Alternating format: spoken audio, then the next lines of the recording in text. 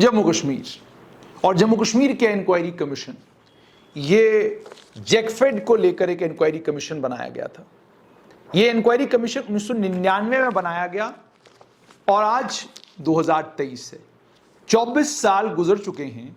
इस पिल्लाई कमीशन की रिपोर्ट के ये सफ़े अब पुराने भी हो चुके हैं और अगर मैं इस पिल्लाई कमीशन की रिपोर्ट की बात करूं तो 129 सफ़ों पर मुश्तमिल ये पिल्लाई कमीशन की रिपोर्ट, जब आप ये 1999 की जैकफेड की इंक्वायरी कमेटी की रिपोर्ट पढ़ते हैं तो आपको पता चलता है कि 1999 में करोड़ों का घोटाला जम्मू कश्मीर में हुआ।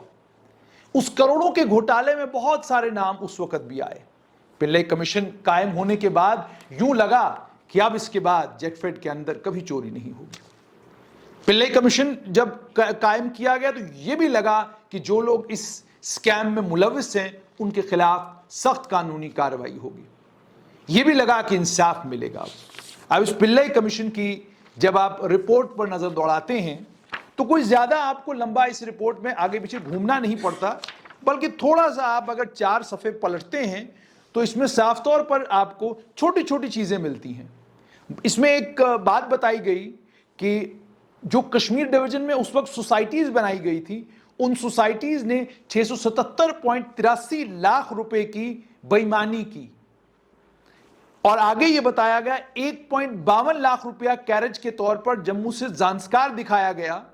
लेकिन जब पड़ताल हुई तो पता चला कि ऐसा कोई खर्चा कहीं हुआ ही नहीं था। शॉर्टेज हुई, एम्बेजलमेंट हुई और सिर्फ इतना ही नहीं, 3,492.32 और 1,743.75 के करीब करीब बैलेंस दिखाए गए जम्मू सेंट्रल कोऑपरेटिव बैंक में। और ये मार्केटिंग ऑफ क्रॉप्स थी और उसके अलावा नॉन एग्रीकल्चरल एक्टिविटीज को लेकर अकाउंट बनाया गया था। इनके बीच, इन दोनों बैलेंसेस के बीच में लगभग यूं समझ लीजिए कोई 1700 के करीब करीब लाख रुपए का फर्क था। बैलेंस कंफर्मेशन सर्टिफिकेट्स बैंक से ली नहीं गई, एक्सेस पेमेंट की गई फर्टिलाइजर की आईपीएल, एनएफएल, आईएफएफसीओ को, एफसीआई को। और उसके बाद एक एजी ऑफिस ने एक रिपोर्ट तैयार की। उस रिपोर्ट ने भी बताया कि 1380 ट्रक गायब हो गए फर्टिलाइजर के, खाद के 1380 ट्रक गायब हो गए। उसके बाद 48.96 के करीब करीब रिकंसाइन किए फर्टिलाइजर के स्टॉक। और सिर्फ इतना ही नहीं, एजी ने कहा 52 ट्रक फर्टिलाइजर के जो कश्मीर की तरफ गए थे जैकफेड के स्टोर तक पहुंचे ही नहीं। यह 1999 की पिल्लाई कमीशन की रिपोर्ट है। आज ये जो बड़े बड़े बंगले और महल आपको नजर आते हैं, इन बंगलों और इन महलों की दीवारों में है क्या? मुझे लगता है कि फर्टिलाइजर भी जरूर इन महलों और इन बड़े बड़े बंगलों की दीवारों में होगा। और इसमें यह भी कहा गया 4,855.79 लाख के करीब करीब इसमें 52 ट्रक जो फर्टिलाइजर के थे वो थे ही नहीं। आगे और यह भी कहा गया कि इस रिपोर्ट में लिस्ट है 14 मुलाजमों की, ड्राइवर, मैनेजर, डीजीएम, जिनके खातों में पैसे डाले गए 16.7 लाख के करीब करीब।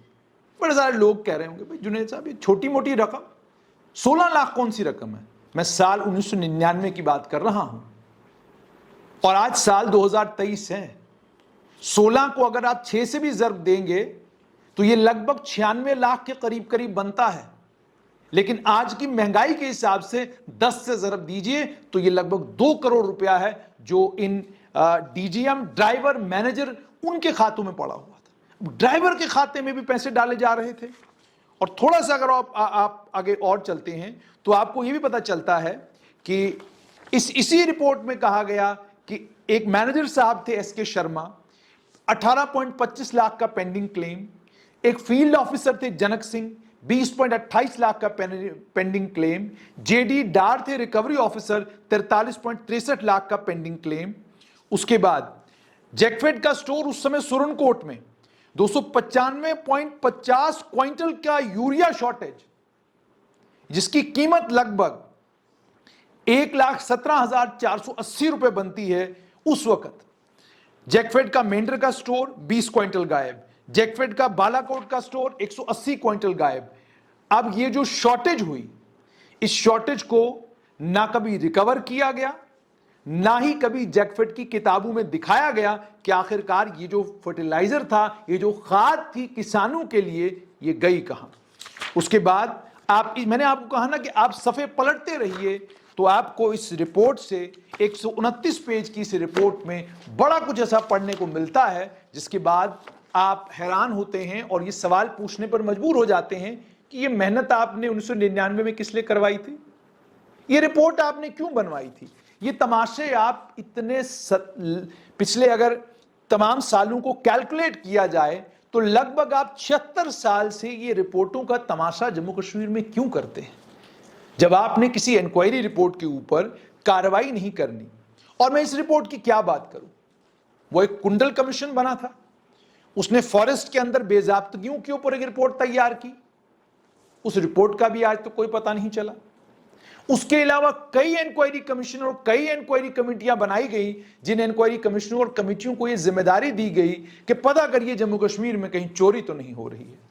उन इंक्वायरी कमिश्नरों ने, उन कमेटियों ने लंबी लंबी रिपोर्टें तैयार की। वो रिपोर्टें तैयार होने के बाद उन रिपोर्टों पर कोई कार्रवाई हुई हो, आज तक इसकी कोई खबर नहीं मिलती।